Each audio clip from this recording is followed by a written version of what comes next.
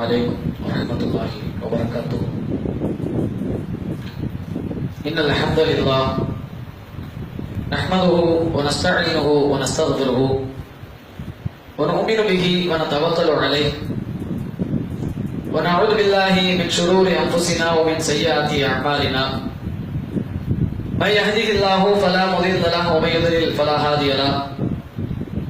وأشهد أن لا إله إلا الله وحده لا شريك له وأشهد أن محمدا عبده ورسوله. أما بعد، فقد قال الله تعالى في القرآن العظيم والفرقان المجيد: فأعوذ بالله من الشيطان الرجيم. بسم الله الرحمن الرحيم. يا أيها الذين آمنوا اتقوا الله حق تقاته ولا تموتن إلا وأنتم مسلمون. وقال الله تعالى: إنما أموالكم وأولادكم فتنة. أما بعد. அளவற்ற அருளாளனும் நிகரற்ற பேரன்புடையவருமாகிய எல்லாம் அல்ல அல்லாஹ்வின் திருப்பெயரால் எனதுரையை ஆரம்பம் செய்கின்றேன். புகழும் புகழ்ச்சியும் அகிலத்தின் அதிபதியாகிய அல்லாஹ்விற்கே உரித்தாக்கியவனாக, சலாத்தும் சலாமும் ஈருலக தலைவர் நபிகள் பெருமகனார் ஸல்லல்லாஹு அலைஹி வஸல்லம் அன்னவர்கள் மீதும், அன்னாரது சொல் செயல் அங்கீகாரங்களை இயன்று வரை தங்கள் வாழ்க்கையிலே ஏற்று நடந்த நல்லற தோழர்கள் மற்றும் தோழியர்கள் மீதும், குறிப்பாக இமாம் மெம்பரில் ஏறுவதற்கு முன்பாக அல்லாஹ்விடத்திலே நன்மை எதிர்பார்த்தவர்களாக இங்கே ஒன்று குழும் இருக்கின்ற நம் அனைவரின் மீதும் வல்ல நாயனின் வற்றா பெருந்தரணை என்றென்றும் நின்று நிலவட்டுமாறு. கண்ணியத்திற்குரிய எல்லாம் வல்ல அல்லாஹ்வின் நல்லடியார்களே, அல்லாஹ் ரப்பல் ஆலமீனுடைய இந்த சத்திய தீனுல் இஸ்லாம் என்கின்ற மார்க்கத்திலே நாமெல்லாம் ஒரு அங்கத்தினராக வாழ்ந்து கொண்டிருக்கிறோம். அல்லாஹ்விற்கும் அல்லாஹ்வுடைய தூதருக்கும் கட்டுப்பட்டு இஸ்லாம் என்கின்ற அந்த வரையறைக்குட்பட்டு நம்முடைய வாழ்க்கையை அமைத்துக் கொண்டால் நாளை மறுமையிலே நமக்கு சுபிட்சமான வாழ்க்கை இருப்பதாக இஸ்லாம் நமக்கு வலியுறுத்துகிறது. அந்த அடிப்படையிலே ஒரு மனிதன் எவ்வாறு வாழ வேண்டும் என்று இந்த மார்க்கத்திலே அனைத்தும் வரையறுக்கப்பட்டிருக்கிறது. அல்லாஹ் இட்ட கட்டளையும் நபிகள் நாயகம் ஸல்லல்லாஹு அலைஹி வஸல்லம் நமக்கு போதித்த அந்த வரம்புகளும் தான் இந்த இஸ்லாம் என்கின்ற மார்க்கம். இதுதான் அல்லாஹ்விடத்திலே ஒப்புக்கொள்ளப்பட்ட மார்க்கம். அல்லாஹ் ரப்பல் ஆலமீன் திருமறையிலே சொல்கிறான்: இன்ன தீன இன்தல்லாஹில் இஸ்லாம். நிச்சயமாக அல்லாஹ்விடத்திலே இஸ்லாம் என்கின்ற மார்க்கம் தான் ஒத்துக்கொள்ளப்பட்ட மார்க்கமாக இருக்கிறது. அப்ப மார்க்கம் என்று சொன்னால் ஒரு மனிதன் எவ்வாறு வாழ வேண்டும் என்கின்ற அந்த வழிமுறை தான் இந்த மார்க்கமாக இருக்கிறது. அந்த அடிப்படையில் இஸ்லாத்தை பொறுத்த வரைக்கும் சிறியவர்கள் முதல் பெரியவர்கள் வரை, ஆண்கள் பெண்கள் என இருவருக்கும் ஒரு மனிதன் காலையிலே எழுவது முதல் இரவு உறங்குகின்ற வரைக்கும் அத்துணை செயல் திட்டங்களையும் நமக்கு வரையறுத்து தரப்பட்டிருக்கிறது. ஒரு சிறிய காரியங்களிலிருந்து பெரிய காரியங்கள் வரைக்கும், காலையிலே செருப்பணிவது முதல் கழிவறைக்கு சென்று வெளியேறுவது வரைக்கும், குடும்ப வாழ்க்கை என்று, அரசியல் என்று, ஆன்மீகம் என்று, இப்படியாக ஒவ்வொரு துறைகளிலும் இஸ்லாம் நமக்கு ஒரு சட்டத்திட்டத்தை, ஒரு எல்லையை நமக்கு வழிகாட்டி தந்திருக்கிறது. அந்த அடிப்படையிலே நாம் செயல்படும் போது மட்டும்தான் அல்லாஹ்வுடைய திருப்பொருத்தமும் இவ்வுலகத்திலே நமக்கு கண்ணியமும் மறுமையிலே நமக்கு வெற்றியும் கிடைக்கும். இதை நாம் உள்ளத்திலே நிலைநிறுத்திக் கொள்ள வேண்டும். அந்த அடிப்படையிலே பல்வேறு விஷயங்களை குறித்து இஸ்லாம் நமக்கு வழிகாட்டினாலும் அதிலே நாம் இன்றைய ஜும்மாவிலே பார்க்க இருப்பது, இஸ்லாம் நமக்கு அருளாக வழங்கியிருக்கின்ற, அல்லாஹ் நமக்கு அருளாக வழங்கியிருக்கின்ற பிள்ளை செல்வங்களை எவ்வாறு பேணி வளர்க்க வேண்டும் என்பது குறித்து இஸ்லாம் நமக்கு என்ன சொல்லுகிறது, இஸ்லாம் சொல்லக்கூடிய முக்கியமான அடிப்படையான அறிவுரைகள், வரம்புகள் என்ன என்பதை நாம் அறிந்து கொள்ள வேண்டும். கண்ணியத்திற்குரிய பெரியோர்களே, தாய்மார்களே, இந்த அடிப்படையை பொறுத்த வரைக்கும் இன்றைக்கு இஸ்லாத்தை பொறுத்த வரைக்கும், இந்த குழந்தை செல்வத்தை பொறுத்த வரைக்கும் இஸ்லாம் என்ன சொல்கிறது என்றால், இந்த இன்னமா அம்வாலுக்கும் அவுலாதுக்கும் ஃபித்னா, நிச்சயமாக பொருள் செல்வமும் மக்கள் செல்வமும் உங்களுக்கு சோதனை என்று சொல்கிறது. அல்லாஹ் ரப்பல் ஆலமீன் வழங்கி இருக்கக்கூடிய பொருளாதாரம் நமக்கு சோதனை. அதே போல நமக்கு வழங்கப்பட்டிருக்கக்கூடிய குழந்தை செல்வங்களும் பிள்ளை செல்வங்களும் சோதனை என்று சொல்கிறது. இன்றைக்கு தவமிருந்து பெற்றெடுத்த இந்த பிள்ளைகளை நிறைய பேருக்கு இந்த பிள்ளை பாக்கியம் இல்லாமல் இருக்கிறார். அந்த சோதனையை பொறுத்த வரைக்கும் குழந்தைகளை யார் அல்லாஹ் ரப்பல் ஆலமீன் குழந்தைகளை வழங்கவில்லையோ அவர்களுக்கு குழந்தையின்மை ஒரு சோதனை. யாருக்கு குழந்தைகளை அல்லாஹ் ரப்பல் ஆலமீன் பரக்கத்தாக வழங்கி இருக்கிறானோ அவர்களுக்கு அந்த குழந்தைகளை எவ்வாறு இஸ்லாம் சொல்லுகின்ற அடிப்படையிலே வளர்க்கிறோம், எந்த அடிப்படையிலே, எந்த ஒழுங்கிலே, எந்த இறையச்சத்தை போதித்து வளர்க்கிறோம் என்பதுதான் சோதனை. அப்ப இந்த சோதனையிலே நாம் வெற்றி பெற வேண்டும். அது நமக்கு வழங்கப்பட்ட ஒரு பொறுப்பாக இருக்கிறது. இந்த விஷயத்தை பொறுத்த வரைக்கும் இன்றைக்கு உலகத்திலே ஒவ்வொரு குழந்தைகளும் அந்த குழந்தைகளுடைய பொறுப்புதாரராக இருக்கக்கூடிய பெற்றோர்களை வைத்துத்தான் அந்த குழந்தையுடைய உருவாக்கம் இருக்கிறது. இஸ்லாத்தினுடைய அடிப்படையும் அதுதான். நபிகள் பெருமானார் ஸல்லல்லாஹு அலைஹி வஸல்லம் அவர்கள் சொல்கிறார்கள், ஒவ்வொரு குழந்தையும் இஸ்லாத்தினுடைய அடிப்படையிலே முஸ்லிமாக பிறக்கிறது. அது வளர்க்கப்படும் போதுதான் யூதராகவோ கிறிஸ்தவராகவோ அல்லது நசராணியாகவோ அல்லது யகூதி அதாவது யூத கிறிஸ்தவர்களாகவோ அல்லது நெருப்பு வணங்கக்கூடிய மஜூசிகளாகவோ அல்லது இறை மறுப்பாளராக காபிராகவோ மாறுகிறது. அப்போ ஒரு குழந்தை பிறப்பது முதல் அந்த குழந்தை சக்தி இஸ்லாத்தின் அடிப்படையில் பிறக்கிறது. அது வளர்க்கப்படும் போது யூதராக மாறுவது, கிறிஸ்தவராக மாறுவது அல்லது இறை மறுப்பாளனாக அல்லது நெருப்பு வணங்கக்கூடியவனாக மாறுவது அவருடைய பெற்றோர்களிடத்திலே பொறுப்பாக இருக்கிறது என்று இஸ்லாம் சொல்கிறது. அந்த அடிப்படையிலே ஒவ்வொரு குழந்தையும் தன்னுடைய பெற்றோரை பார்த்துத்தான் அது வளர்கிறது. அப்ப இன்றைக்கு நாம் உதாரணமாக எடுத்துக்கொள்ளுங்க, நாம் நம்முடைய பிள்ளைகளை எவ்வாறு வளர்க்கிறோம் என்பதை நாம் அறியாமல் இருக்கிறோம். ஆனால் ஒரு சிறிய உதாரணங்களின் மூலமாக அந்த குழந்தைகள் எவ்வாறு வளர்கிறது என்பதை புரிந்து கொள்ள முடியும். சின்ன குழந்தை தாய் தகப்பனை அழைக்கக்கூடிய விதத்தை பாருங்க. தகப்பனை நீங்க வாங்க போங்க சாப்பிட்டீங்களா என்று நாம பார்த்து கேட்கக்கூடிய அந்த குழந்தை தாயை பார்த்து எப்படி கேட்கிறது? நீ வந்தியா, சாப்பாடு வச்சியா, இது எடுத்து அங்க போனியா, இப்படி கேட்கிறது. தகப்பனை பார்க்கும்போது நீங்க வாங்க, எப்ப வருவீங்க, சாப்பிட்டீங்களா, எனக்கு இங்க கூட்டு போவீங்க, இப்படியாக கேட்கக்கூடிய அந்த குழந்தை தாயை பார்த்து எப்படி பேசுகிறது? ஏமா நீங்க வா, எனக்கு இதை வை, அதை எடுத்துத்தா, இப்படியாக பேசுகிறது. இது எப்படி பேசுகிறது? இது எல்லாம் பெற்றோரை உற்று நோக்குகிறது. கணவன் மனைவியை அழைக்கக்கூடிய விதம், மனைவி கணவனை அணுகக்கூடிய விதம். மனைவி எப்படி அழைப்பாங்க? எங்க இங்க வாங்க, சாப்பிடுறீங்களா, இப்படியாக எப்ப வருவீங்க போயிட்டு, இதை பார்த்து அந்த குழந்தை சொல்லுது தகப்பன்னா நீங்க வாங்க தான் சொல்லணும். அதே மாதிரி தகப்பன் தாயை அழைக்கிறாரு, ஏங்க வா, துணி துவைச்சியா, அதை எடுத்து வச்சியா, எனக்கு சாப்பாடு, இப்படி பேசுறாரு. இதை பார்க்கக்கூடிய குழந்தை உள்வாங்கி அது எப்படி பேசுகிறது? ஏமா நீ வா போன்னு பேசுகிறது. அப்ப ஒரு குழந்தை நாம் நினைக்கிறோம், நாம இது யார் கற்றுக் கொடுக்கிறாங்க? குழந்தை சிறு வயது முதலே தாய் தகப்பனை பார்த்து கற்றுக் கொடுக்கிறது. அப்ப ஒரு குழந்தைக்கு முதலாவது ஆசிரியர் பெற்றோர்கள் தான், குறிப்பாக தாய், இரண்டாவது தகப்பன். அப்ப தாய் தகப்பனை பார்த்து தான் ஒவ்வொரு ஒழுக்கங்களையும் கற்றுக் கொள்கிறது, ஒவ்வொரு மார்க்க சட்ட திட்டங்களையும் கற்றுக் கொள்கிறது. இதே குழந்தை 5 நேர தொழுகைக்கு பார்த்து சொல்லி அழைக்கும் போது நாம ஒரு முசல்லாவை விரித்து தொழுகைக்காக இருக்கக்கூடிய நேரத்தில் நம்மை நல்ல உற்று நோக்கிறது. ஒரு 4-5 நாள் போனதுக்கு அப்புறம் அடுத்து பாங்க சொல்லும் போது நாம தாமதமாக ஒரு சமையல் அறையிலோ அல்லது டிவிக்கு முன்னாடி உட்கார்ந்து இருந்தா முசல்லாவை எடுத்துட்டு நம்ம எடுத்துட்டு நிற்கும். அல்லாஹ்வுக்கு தொழுகைக்கு பாங்க சொல்றதுக்கு வாங்க. இதே குழந்தைய வக்துக்கு கரெக்டா 7 மணிக்கு இந்த நாடகம், 7:30 இந்த சீரியல், 8 மணிக்கு இந்த சீரியல் சொல்லி நம்ம உட்கார்ந்து பார்த்தோம் வைங்க, அந்த குழந்தை என்னதான் செய்யும்? கரெக்டா 8 மணி ஆயிடுச்சுன்னா சாப்பிடும் போது இந்த சீரியல் தான் பார்ப்பாங்க, ரிமோட் தூக்கி நிற்கும். அப்ப இந்த மாதிரி இது எப்படி பழகுகிறது? தாய் தகப்பனை பார்க்கிறது, அவங்களுடைய நடைமுறைகளை பார்க்கிறது. அப்ப அதனாலதான் நபிகள் நாயகம் ஸல்லல்லாஹு அலைஹி வஸல்லம் சொன்னார்கள், ஒவ்வொரு குழந்தையும் இஸ்லாத்தின் அடிப்படையில் பிறக்கிறது. ஆனா வளர்க்கும் போது இது மாதிரியாக மாற்றப்படுவதற்கு காரணம் என்ன? அந்த குழந்தைகள் தன்னுடைய தாய் தகப்பனுக்கு கற்றுக்கொள்கிறது. அப்ப குழந்தை வளர்ப்பில் முக்கியமான முதலாவது ஆசிரியர் பெற்றோர்கள் தான். அப்ப இந்த பெற்றோர்கள் எப்படி வளர்க்க வேண்டும் என்பதை இஸ்லாம் அழகாக சொல்கிறது. இப்படியாக வளர்க்கக்கூடிய விதத்தில் நாம் விட்டுவிட்டால், நாம ஒழுக்கத்தை சொல்லாம, இறையச்சத்தை போதிக்காம, சினிமா நாடகங்களையும் அல்லது அவர்களை அவருடைய மன இச்சையிலும் நாம் விட்டு விட்டோம் என்று சொன்னால் நம்முடைய பிள்ளையினுடைய வாழ்க்கை எதிர்காலம் நாசமாகிவிடும், இஸ்லாத்தை விட்டு தூரமாகிவிடும், கேள்விக்குறியாகிவிடும். ஆனால் இதே அந்த குழந்தை நாம் ஒழுக்கத்தோடு இறைவனுடைய அச்சத்தை ஊட்டி, அதாவது மார்க்க கல்வியை போதனையை வழங்கி அதை குறிப்பாக நாம பார்த்து எடுக்கும் போது அது இந்த உலகத்திலும் பிறருக்கு உபகாரம் செய்யக்கூடிய, தாய் தகப்பனுக்கு பணிவிடை செய்யக்கூடிய, பிரார்த்தனை செய்யக்கூடிய குழந்தையாக இருக்கும். மறுமையிலும் இறைவனிடத்திலே நமக்கு அந்த பொறுப்பு குறித்து நாளை நாம் கண்ணியமாக இருக்கக்கூடிய ஒரு நிலையை அந்த குழந்தை மூலமாக நம்ம ஏற்பட முடியும். அப்ப இந்த அடிப்படை மூலம் அழுத்தமாக விளங்கிக் கொள்ள வேண்டும். இன்றைக்கு ஒவ்வொரு விஷயத்துக்கும் இஸ்லாம் நமக்கு முன்னுதாரணம் சொல்றோமே, இந்த குழந்தையை வளர்க்கும் விஷயத்துல எந்த அளவுக்கு நமக்கு சொல்கிறது? குர்ஆனிலும் சுன்னாவிலும் அல்லாஹ் ரப்பல் ஆலமீன் ஏராளமான விஷயங்களை நமக்கு படிப்பினையாக ஆக்கியிருக்கிறார். இன்றைக்கு ஏன் இதெல்லாம் நாம தெரிஞ்சுக்க வேண்டிய அவசியம் என்ன தெரியுமா? அப்படிப்பட்ட கால சூழலில் இருக்கிறோம். குறிப்பாக பெண் குழந்தைகள் வளர்க்கக்கூடிய விஷயத்திலே நாம் ரொம்பவும் ஒரு மோசமான காலகட்டத்தில் இருக்கிறோம்.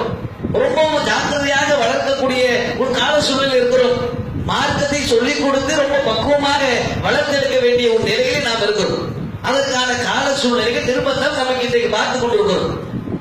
கடந்த வாரங்களில் நாம பார்த்த செய்தி, சென்னையில ஐனாபாக்கத்துல நடந்த அந்த சம்பவம், அடுக்குமாடி குடியிருப்புல ஒரு 7ஆம் வகுப்பு படிக்கக்கூடிய மாற்றுத்திறனாளி சிறுமி, காது கேட்காது, அவங்களால மற்ற குழந்தைகள் மாதிரியாக அவங்களால செயல்பட முடியாது. அப்படிப்பட்ட ஒரு சிறுமி தொடர்ச்சியாக 7 மாதங்கள் தொடர்ச்சியாக பாலியல் தொல்லைக்கு உள்ளாக்கப்பட்டது, பாலியல் வல்லுறவுக்கு உட்படுத்தப்பட்டது. அவ்வளவு ஒரு காம கொடுக்கலாக 17 பேரை கேஸ்ல புடிச்சு வச்சிருக்காங்க. அந்த அடுக்குமாடி குடியிருப்புல ஒவ்வொரு அந்த கடைநிலை ஊழியர் இருந்து மிகப்பெரிய அளவுக்கு 17 நபர்கள், எல்லாமே சிறியவர்கள், இளைஞர்கள் இல்ல முதியவர்கள் வரைக்கும் பிடிச்சு வச்சிருக்கிறாங்க. எல்லாம் அந்த குழந்தைகிட்ட தவறாக நடந்து கொண்டு ஒரு கட்டத்தில் பொறுத்துக் கொள்ள முடியாது, என்ன என்று தெரியாத அந்த குழந்தை ஒரு இடத்துல பொறுத்துக் கொள்ள முடியாம தன்னுடைய தாய்கிட்ட சொல்கிறது, வயிறு வலிக்கு சொல்கிறது. கடைசியில் அந்த சம்பவம் நாம் அறிவோம். இன்றைக்கு 4 நாள் காவல் சொல்லி வச்சிருக்கிறாங்க அந்த 17 பேரை. அப்ப இந்த மாதிரியான சம்பவங்கள் நடைபெற காரணம் என்ன? இது மாதிரியான சம்பவங்கள் தொடர்ச்சியாக இந்த நேரம் நடக்கிறது. கடந்த சில மாதங்களுக்கு முன்பாக பார்க்கிறோம், ஆசிபா என்ற ஒரு சிறுமி, அந்த சிறுமியை இந்த அளவுக்கு அது வாழ்க்கை சீரழிக்கப்பட்டது. அந்த சிறுமியை கற்களுக்கு கோயிலுக்குள்ள வச்சு பல நாட்களாக கற்பழிக்கப்பட்டு அது தலை நசுக்கப்பட்டு சாகடிக்கப்பட்டது. அனைவரும் எளிதில் மறந்துவிட முடியாது. அப்படிப்பட்ட இந்த வன்கொடுமைகள் அவ்வப்போது நடந்து கொண்டுதான் இருக்கிறது. வெளியே பிளாஷ் ஆகுறது தான் இந்த ஆசிபா மாதிரியான மேட்ரு, வெளியே பிளாஷ் ஆகுறது தான் ஐநாவர சிறுமி சம்பவம். ஆனால் இந்தியாவுடைய புள்ளி விவரங்கள் சொல்லப்படுகிறது, இந்தியாவிலே 4 மணி நேரத்துக்கு ஒரு சிறுமி இது மாதிரியா பாலியல் வன்கொடுமைக்கு உள்ளாக்கப்படுகிறது. அப்படிப்பட்ட ஒரு மோசமான கால சூழ்நிலையில நாம் நம்முடைய பெண் குழந்தைகளை எப்படி வளர்க்க வேண்டும்? அதுக்கு இஸ்லாம் தீர்வு சொல்கிறது. நீ குழந்தை எந்த மாதிரி வளர்த்தா இது மாதிரியான ஒரு கேடுகட்ட அந்த காமகட்டத்தை காப்பாற்ற முடியும், இந்த மாதிரி சூழ்நிலைகளோடு பெண் குழந்தைகளை எப்படி பாதுகாக்க முடியும் என்பது குறித்து இஸ்லாம் தெள்ள தெளிவாக 1400 ஆண்டுகளுக்கு முன்பாக நமக்கு சொல்லிவிட்டது. நபிகள் நாயகம் ஸல்லல்லாஹு அலைஹி வஸல்லம் அவர்கள் சொன்ன செய்தியும் திருமறை குர்ஆன் அல்லாஹ் ரப்பல் ஆலமீன் சொல்லுகின்ற போதனையும் நமக்கு அதுக்கு சான்று பகரக்கூடியதா இருக்கிறது. திருமறை குர்ஆன் ஏராளமான வரலாறுகளை பற்றி அல்லாஹ் ரப்பல் ஆலமீன் பேசுகிறான். அதிலே பல இறைத்தூதருடைய வரலாறுகளை அல்லாஹ் பேசுகிறான். அதிலே சூரத்து லுக்மான் என்ற அத்தியாயத்தை நாம் எடுத்து பார்த்தால், லுக்மான் என்ற ஒரு நபரை பற்றி, ஒரு நல்லடியாரை பற்றி அல்லாஹ் பேசுகிறார். இவர் இறைத்தூதர் கிடையாது, இவர் ஒரு நல்லடியார். இந்த நல்லடியார் தன்னுடைய பிள்ளைக்கு செய்த உபதேசம் இருக்கிறது. இந்த உபதேசத்தை கியாமத் நாள் வரை இருக்கக்கூடிய மனித சமுதாயம் படிப்பினை பெற வேண்டும் என்பதற்காக திருமறையில் அல்லாஹ் பதிவிடுகிறார். அது பதிவிட காரணம் என்ன? அவர் தன்னுடைய பிள்ளைக்கு செஞ்ச போதனை எப்படி, அந்த குழந்தைக்கு தன்னுடைய மகனுக்கு செய்கிறார் உபதேசம். அதுல முதலாவது விஷயம் சொல்லுகிறார், யா புனைய, என்னுடைய அருமை மகனே, லா துஷ்ரிக் பில்லாஹ், அல்லாஹ்வை தவிர யாருக்கும், அல்லாஹ்வுக்கு நீ இணை வைத்து விடாதே, அல்லாஹ்வை தவிர யாரை வணங்கி விடாதே, வணக்கத்துக்கு தகுதியான அல்லாஹ் ஒருவன் தான், அவனுக்கு நிகராக யாரை ஆக்கி விடாதே. ஏன் தெரியுமா? இன்ன ஷிர்க லஸுல்முன் அலீம், நிச்சயமாக இணை வைப்பதுதான் மிகப்பெரிய அநியாயம். அநியாயங்களே, அக்கிரமங்களே மிகப்பெரிய பாவம் எது? அல்லாஹ்வுக்கு இணையாக்குவது என்று அவர் சொல்லுகிறார். இப்படியாக ஒவ்வொரு போதனைகளாக அது தொடர்ச்சியாக சொல்லப்படுகிறது. அப்ப இந்த மாதிரியாக இறையச்சத்தை ஆரம்பத்தில் ஊட்ட வேண்டும் என்பதற்காக இந்த விஷயங்களை அல்லாஹ் ரப்பல் ஆலமீன் திருமறையிலே பதிவிடுகிறார். இன்றைக்கு சிறுக்கு குறித்து நம்முடைய அந்த குழந்தைகளிடத்துல பேசிருப்போமா? இன்னைக்கு 2வது வகுப்பு 4வது வகுப்பு படிக்கக்கூடிய மாணவனை கூப்பிட்டு சிறுக்குனா என்னன்னு கேளுங்க. கடையில விற்கிற முழுக்கு தான் தெரியலையே, அந்த முழுக்க கூட்டு தான் கடையில கொண்டு ஸ்கூல்ல கொண்டு போய் விடுறோம். சிறுக்கெல்லாம் என்னன்னு தெரியாதுப்பா. அப்ப சிறுக்குனா என்னன்னு தெரியாத ஒரு காலகட்டத்துல அவ என்ன சொல்லி கொடுக்குறாரு பாருங்க. இன்னைக்கு எல்லாம் விவரம் எல்லாம் எதுல இருக்கிறது? டேப்லெட் கொடுக்குறாங்க, அதை கொடுக்குறாங்க, இது கொடுக்குறாங்க, தவறு இல்லை. ஆனால் அதே போல இஸ்லாத்தினுடைய அடிப்படை இறையச்சத்தை ஊட்டப்பட்டிருக்கிறதா? இன்னைக்கு இஸ்லாத்தில் இல்லாத காரியங்கள்லாம் குழந்தை பிறந்ததிலிருந்து மௌத்தா போற வரைக்கும் செய்யறாங்க. ஒரு குழந்தை பிறக்கிறது இருந்து விதாத்து தான். காதல பாக்க சொல்லணுங்கிறாங்க, 40 நாள் அது கொடுக்கணுங்கிறாங்க, மொட்டை அடிக்கணுங்கிறாங்க, எல்லாத்தையும் சொல்றாங்க. மௌத்தா போற வரைக்கும் பாத்தீங்கன்னா இஸ்லாத்துல எதற்கெல்லாம் அடிப்படை ஆதாரம் இல்லையோ அதையெல்லாம் மார்க்கத்துக்குள்ள புகுத்தி விட்டு எதை எதை அடிப்படையாக சொல்ல வேண்டுமோ, மார்க்கத்துல எதை முதல்ல சொல்லணும். ஒரு குழந்தைக்கு இறைவனை யார் சொல்லணும், அவனுக்கு நிகர் இல்லை என்று சொல்ல வேண்டும், இறை அச்சத்தை ஊட்ட வேண்டும். அதே போல இஸ்லாத்தினுடைய அடிப்படையான இறையச்ச உணர்வுகளையும் அடிப்படை ஒழுக்கங்களையும் சொல்லிக் கொடுக்க வேண்டும். இப்படி சொல்லிக் கொடுக்க வேண்டும் என்பதற்காக தான் இது போன்ற வரலாறுகள் எல்லாம் ஒரு திருமறையை பதிவிடுதான். இந்த அடிப்படையில் நாம் பெற வேண்டிய படிப்பினை என்ன? இஸ்லாத்தை பொறுத்த வரைக்கும் ஒரு குழந்தைகள் வளர்க்கப்படும் போது இதையெல்லாம் சொல்லணும். குறிப்பாக பெண் குழந்தைகள் விஷயத்துல ரொம்ப நுணுக்கமாக நாம் கண்காணிக்க வேண்டும். அப்ப இந்த அடிப்படை நாம் புரிந்து கொள்ள வேண்டும். ஏன் அப்ப இந்த மாதிரியாக விடக்கூடிய விளைவுதான் என்ன? இப்படி எல்லாம் நாம அந்த அடிப்படையை சொல்லாம இப்படி எல்லாம் இஸ்லாத்தை பற்றிய அடிப்படை அறிவுரைகளை சொல்லாம ஒழுக்கங்களை எல்லாம் போதிக்காம இப்படியாக விடுவதனால் ஏற்படக்கூடிய விளைவுதான் இது மாதிரியான சம்பவங்களை நாம் பார்க்க முடியும். இன்னும் பாருங்க, இந்த இஸ்லாத்தை பொறுத்த வரைக்கும் நபிகள் நாயகம் ஸல்லல்லாஹு அலைஹி வஸல்லம் அவர்கள் இந்த பெண் குழந்தையை குறித்து எந்த அளவுக்கு சொல்லப்பட்டிருக்கிறது என்பதை பார்த்து அல்லாஹ் ரப்பல் ஆலமீன் சொன்னதாக சொல்றாங்க. அதே போல இஸ்லாமும் ஒரு பெண் குழந்தையை குறித்து எந்த அளவுக்கு சிலாகித்து சொல்லுகிறது என்று சொன்னால், நாம இன்றைக்கு அந்த பெண் குழந்தையை ஒரு இழிவாக நினைக்கிறோம். நபிகள் நாயகம் ஸல்லல்லாஹு அலைஹி வஸல்லம் காலத்துல ரொம்ப ஒரு இழிவாக கருதப்பட்ட ஒரு காலம். அந்த காலகட்டத்தில் பெண் குழந்தை என்று சொன்னாலே முகமெல்லாம் சுருங்கிவிடும். அந்த பெண் குழந்தைகள் என்ன செய்வாங்க, அது அப்படியே உயிரோடு போட்டு புதைக்கக்கூடிய காலமாக இருந்தது. அல்லாஹ் ஒரு திருமறையிலே சொல்கிறான், அவர்களுக்கு பெண் குழந்தை குறித்து நற்செய்தி சொல்லப்பட்டால், பெண் குழந்தை நற்செய்தி சொல்ல மார்க்கம் இஸ்லாம். இது உலகத்தில் எந்த சித்தாந்தமும் பெண் குழந்தை நற்செய்தி என்று சொல்லவில்லை. ஆனால் இஸ்லாம் சொல்லுகிறது பெண் குழந்தை என்பது உங்களுக்கு நற்செய்தி. அப்படிப்பட்ட ஒரு விஷயத்தை இஸ்லாம் நமக்கு சொல்லுகிறது. பெண் குழந்தை குறித்து அவனுக்கு நற்செய்தி சொல்லப்பட்டால் முகம் கருத்து அப்படின்னு செய்வாங்க, கடுகடுப்புடையவனாக மாறிவிடுகிறார்கள். என்ன கேட்கிறாங்களா மக்கள்கிட்ட? இதை இழிவோடு நாம் சுமப்பதா அல்லது மண்ணில் போட்டு புதைப்பதா என்று கேட்கிறாங்க. ஏன் கேட்கிறாங்க? அன்றைய கால சூழ்நிலையில் நபிகள் நாயகம் ஸல்லல்லாஹு அலைஹி வஸல்லம் காலத்திலே இது மாதிரியான பழக்க வழக்கம், மூட பழக்க வழக்கம் இருந்தது. புதைக்கவும் செஞ்சாங்க. அதனால அல்லாஹ் ஒரு திருமறை சொல்லுவாங்க, ஐயதமின் குதிரத், இது மாதிரியான உயிரோடு புதைக்கப்பட்ட குழந்தைகளை மறுமையில் அல்லாஹ் ஒரு விசாரிப்பார், நீங்கள் எதற்காக உயிரோடு கொல்லப்பட்டீர்கள்?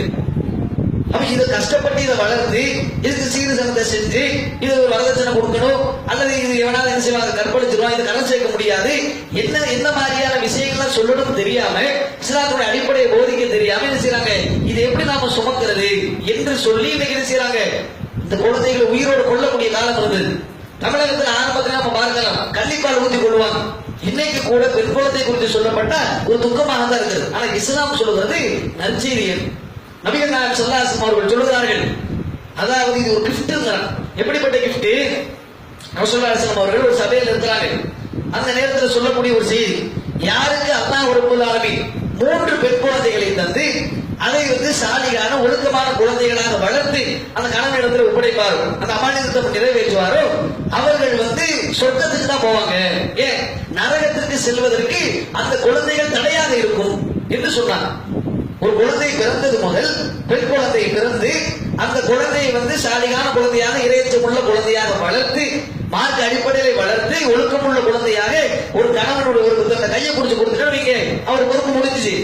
அப்படி யாரு செய்வாங்களோ அந்த குழந்தைகள் அவருக்கு நரகம் செல்வதற்கு திரையாக இருப்பார்கள். அப்படின்னு என்ன அர்த்தம்? இந்த காரணத்தினாலே ஒரு சொர்க்கவாசி ஆகிடுவார். அப்போ ஒரு அம்மா கேட்கிறாங்க, 2 பெண் குழந்தைகளுக்கு 2க்கும் அதுதாங்கிறாங்க நபிகள் நாயகம் ஸல்லல்லாஹு அலைஹி வஸல்லம் அவர்கள். உடனே ஒரு ஆள் எதிர்த்துட்டு, யாரும் சொல்ல ஒரு பெண் குழந்தைக்கு என்ன சொல்றீங்க? நான் ஒண்ணுக்கும் ஆமா ஒன்றுதான். ஒரு பெண் குழந்தையாக இருந்தாலும் அதை சாலியான முறையில் வளர்த்து நீ அதை கையில பிடிச்சு கொடுத்துட்டு உனக்கு சொர்க்கம் தான், அது நீங்க நரகத்துக்கு போகாமல் அது கேடயமாக இருக்கும் என்று சொன்னாங்களே. இப்படிப்பட்ட ஒரு கிஃப்டாக பெண் குழந்தை இஸ்லாம் சொல்கிறது. அந்த பெண் மாதிரியா உருவாக்குவது நம்முடைய பொறுப்பு. நபிகள் நாயகம் சொன்னார்கள், குல்லுக்கும் ராயின் ஒவ்வொன்றுக்கும் மசூலன் அன் ரய்யத்திஹி, உங்களிலே ஒவ்வொருவரும் பொறுப்பாளர்கள், உங்கள் பொறுப்புகளை குறித்து மறுமையில் விசாரிக்கப்படுகிறீர்கள். பெற்றோர்கள் பிள்ளையை வளர்ப்பதில் பொறுப்பாளர்கள், பிள்ளைகள் பெற்றோர்களுக்கு பணிவிடை செய்வதிலே, அவர்களை பராமரிப்பதிலே பொறுப்பாளர்கள். அப்ப பெற்றோர்களுடைய பொறுப்பு என்ன? தன்னுடைய குழந்தைகளை ஒழுக்கமான குழந்தையாக வளர்க்க வேண்டும், சாலிகான குழந்தையாக வளர்க்க வேண்டும், இறையச்சத்தை ஏவ வேண்டும், அதே போல நன்மையான காரியங்களை ஏவ வேண்டும், தீமைகளை விட்டு அவர்களை தடுக்க வேண்டும். அப்படிப்பட்ட ஒரு குழந்தையை நாம் உருவாக்க வேண்டும், மார்க்க கல்வியை போதிக்க வேண்டும். அப்ப நமக்கு இன்றைக்கு பெண் குழந்தைகள் இது மாதிரியான விஷயங்கள்ல போய் சிக்குறாங்கன்னா அதுக்கு அடிப்படை காரணம் என்ன? அப்ப பெண் குழந்தைகளுக்கு சின்ன வயசுல இருந்தே அதை போதிக்காம விட்டதான் காரணம். அதை போதிக்க வேண்டும். எப்படி போதிக்கணும்? அந்த குழந்தைகளுக்கு யார் இடத்துல பேசணும், யார் இடத்துல குழைந்து பேசணும், யார் யார் மகரம், யார் யார் மகரம் இல்லாத ஆண்கள், இவங்க இடத்துல எப்படி நடந்து கொள்ளணும், இவங்க இடத்துல எப்படி நீ சிரித்து பேசணுமா, சிரிக்க கூடாதா, யார் கூப்பிட்டா போகணும், யார் கூப்பிட்டா போக கூடாது, யார் தூக்குனா மடியில உட்காரணும், யார் தூக்குனா மடியில உட்கார கூடாது, 2-3 வயசுல இருந்து சொல்லி கொடுக்கணும். இஸ்லாத்தினுடைய ஒழுங்குகளை சொல்லணும். ஆடை ஒழுக்கம்னா என்ன, அப்ப மார்க்க அடிப்படையிலே புகுந்தா மட்டும்தான் இந்த மாதிரியான விஷயம். ஆசிபா எப்படி கற்பழிக்கப்பட்டால் குதிரை மேய்க்கக்கூடிய ஒரு சிறுமி சாக்லேட் தாரம் ஏமாத்தி கொண்டு போனோம். அப்ப மார்க்க அறிவு ஊட்டப்பட்டிருந்தால் யார் அழைத்தால் செல்ல வேண்டும், என்ன நோக்கத்திற்காக செய்கிறார்கள், அவன் தன்னுடைய மர்மஸ்தனத்தை எடுத்து காட்டும் போது கூட அது பற்றி ஞானம் இல்லையே, சாக்லேட்டை காட்டி தானே ஏமாத்துறான். அப்ப அந்த மாதிரியான விஷயத்தில் யார் யார் அந்நிய நபர், யார் இடத்துல கண்டிப்பா பேசணும், யார் இடத்துல குறைத்து பேசணும், இந்த விஷயங்களை எல்லாம் நாம் குறித்து சொல்ல வேண்டும். அது நம்முடைய பொறுப்பு. அதே போல என்ன இஸ்லாமிய ஆடை ஒழுங்குகள் கேட்டதெல்லாம் வாங்கி கொடுக்கிறது தவறு கிடையாது. நம்ம நினைத்துக் கொண்டிருக்கிறோம் நம்ம பொறுப்பை பற்றி அல்லாஹ் விசாரிப்பானா, நம்முடைய குழந்தைகள் தண்ணீரோடு விட்டு சொல்றோமா, கேட்டதெல்லாம் வாங்கி கொடுத்தோமா என்று நினைக்கிறோம்.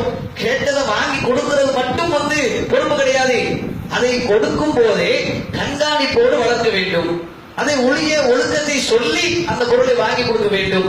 அதை எங்கு பயன்படுத்த வேண்டும், எப்படி பயன்படுத்த வேண்டும், யார் முன்னிலையில எந்த மாதிரியாக இருக்க வேண்டும் என்பதையெல்லாம் நாம கண்காணிக்கக்கூடிய அந்த ஒழுக்கத்தை போதித்து கண்காணித்து இறையச்சத்தை ஏவக்கூடிய ஒரு விஷயம் தான் அந்த பெண் குழந்தை வளர்ப்புல நமக்குரிய முக்கிய பொறுப்பு. அப்ப இந்த பொறுப்பு அடிப்படைகள் எல்லாம் நாம் உணர்ந்து செய்யப்படக்கூடிய மக்களாக மாற வேண்டும் என்று சொல்லி என்னுடைய முதல் உரை நிறைவு செய்கிறேன். அல்ஹம்துலில்லாஹ் வஸ்ஸலாத்து வஸ்ஸலாமு அலா ரசூலில்லாஹி வ அலா ஆலிஹி வ அஸ்ஹாபிஹி அஜ்மஈன். கண்ணியத்திற்குரிய எல்லாம் வல்ல அல்லாஹ்வின் நல்லடியார்களே, இந்த பெண் குழந்தைகள் வளர்ப்பு விஷயத்திலே ஒவ்வொரு பெற்றோர்களும் பொறுப்புதாரர்கள் என்ற அந்த செய்தியை சொன்னோம். இந்த பொறுப்பை நிறைவேற்றாவிட்டால் எந்த மாதிரியான விளைவு ஏற்படும், அப்படிப்பட்ட காலச்சூழலில் தான் இருக்கிறோம் என்பதற்கு இன்னொரு சம்பவத்தை சொல்லிக்கொள்ள நாம் ஆசைப்படுவோம். சென்ற ஆண்டு கோயம்புத்தூரில் நடந்த ஒரு சம்பவம். சென்ற ஆண்டு கோயம்புத்தூரிலே ருக்ஸானா என்று சொல்லக்கூடிய ஒரு இளநிலை கல்லூரி மாணவி, இவங்க என்ன பண்றாங்க, இவங்களுக்கும் சந்தோஷ் என்கின்ற மாற்று மத அந்த சகோதரருக்கும் மத்தியில ஒரு தொடர்பு. அந்த தொடர்பு ஏற்பட்டு நீண்ட நாட்களாக அந்த தொடர்பு கிட்டத்தட்ட 5 ஆண்டுகள் தொடர்கிறது. ஒரு கட்டத்தில் என்ன ஆகிறது, அந்த ருக்ஸானா என்ற மாணவி அந்த படிக்கிறாங்களா இல்லையா, இவங்களுக்கு துபாய் மாப்பிள்ளை பேசுறாங்க. துபாய் மாப்பிள்ளை பேசும்போது அவங்க அந்த சந்தோஷம் சொல்றாங்க, எனக்கு மாப்பிள்ளை பார்த்துட்டாங்க என்று சொன்ன மாத்திரத்தில் அவன் சொல்றான், 5 வருஷம் நாம ஒன்னா தொடர்புல இருந்திருக்கிறோம், இப்ப துபாய் மாப்பிள்ளைன்னு சொல்றீன்னு சொல்லி, சரி நான் கடைசி உன்னை பார்க்கணும், உன்னை கொஞ்ச நேரம் பேசணும்னு சொல்லி அழைக்கிறான். அவளும் ஏமாந்து போகிறான். போய் என்ன நடக்கிறது, தனிமையில அழைத்து சென்று ஒரு ஆளில்லா காட்டுக்குள்ள கொண்டு போய் அங்க அவனுக்கு கொலை செய்து அவரை ஆடையெல்லாம் அவிழ்த்து ஒரு கல்லறைக்குள்ள வைத்து கல்லெல்லாம் மூடிட்டு வந்துட்டான். கடைசியில போனவங்க மாணவியை காணோமே என்று 2 நாள் ஆகுது, 3 நாள் ஆகுது, 4வது நாள் புகார் கொடுக்குறாங்க. கடைசியில சைபர் கிரைமெல்லாம் வச்சு ஆளை பிடிக்கும் போது யாருக்கு தகவல் தொடர்பு போயிருக்கிறது என்பதெல்லாம் பார்க்கும் போது இன்னாருக்கு பேசிய அந்த அழைப்பு மணியில இருந்து அந்த நம்பர் எல்லாம் பிடிச்சிருச்சுட்டாங்க, ரெக்கார்டெல்லாம் எடுத்து ஆளை பிடிச்சிட்டாங்க. அப்ப பிடிக்கும் போது அவர் ஒத்துக்கொள்கிறார், நான் தான் இந்த மாதிரி சீரடிச்சேன், 5 ஆண்டுகள் நாங்க தொடர்புல இருக்கும் போது என்ன திடீர்னு விட்டுட்டா துபாய் மாப்பிள்ளையே பார்க்கறது எனக்கு இஷ்டம் இல்லை என்று சொல்லி அல்லாத கொண்டேன் என்று வாக்குமூலம் கொடுத்தார். அன்றைய நாள் அந்த பெற்றோர்கள் நடு வீதியில நின்று கதறி அந்த சம்பவம் இன்னைக்கும் கண்ணு முன்னாடி இருக்குது.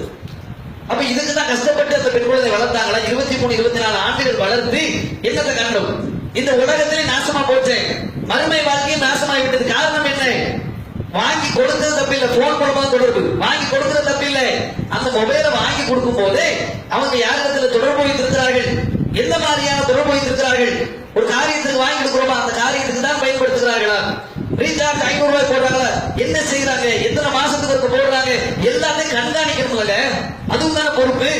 அதை கண்காணிக்காமல் விட்டதனுடைய விளைவு என்ன, இந்த மாதிரியான அவருடைய ஒரு போன உசுறு வந்துருமா, திருப்பி உயிரும் போச்சு, அவர்கள் அழுது புலம்பி என்ன விஷயம். இதுவே தொழுகையை அவர்களுக்கு ஏவி அந்நிய ஆண்கள் இவங்க தான் சொல்லிக் கொடுத்து, இவங்க தான் தொடர்பு கொள்ளனைகள் குழந்தை பேசக்கூடாது என்பதை சொல்லிக் கொடுத்து ஆடை ஒழுங்கு வைத்து, ஏன்னா அந்த சின்ன குழந்தைகள் பெண்களுடைய உடல் வாழ்வை பொறுத்த வரைக்கும் அவர்களுக்கு அந்த ஆடை அலங்காரம் இப்போ உள்ள காலகட்டத்தில் மோசமா இருக்கிறது, சொல்லி புரிய வேண்டிய. அப்ப அதை பார்த்தாலே இன்னைக்கு 60 வயது கிழவனுக்கு காம உணர்வு வருகிறது என்று சொன்னால், காமம் கொடுமையாக அந்த சிறுமி என்று மாறாமல் கற்பழிக்கக்கூடிய காலமாக இருக்கிறது என்று சொன்னால், அந்த மாதிரியாக இஸ்லாம் சொல்லக்கூடிய ஆடைகளை அணிந்தும் இந்த சம்பவம் நடந்ததுன்னா, இஸ்லாத்தை பற்றிய அறிவு இல்லாமல் மார்க்க அறிவு இல்லாமல் ஆடைகளை அணியும் போது அவனுடைய பார்வையில என்ன சிறுமின்னு பார்ப்பானா பெரியான்னு பார்ப்பானா?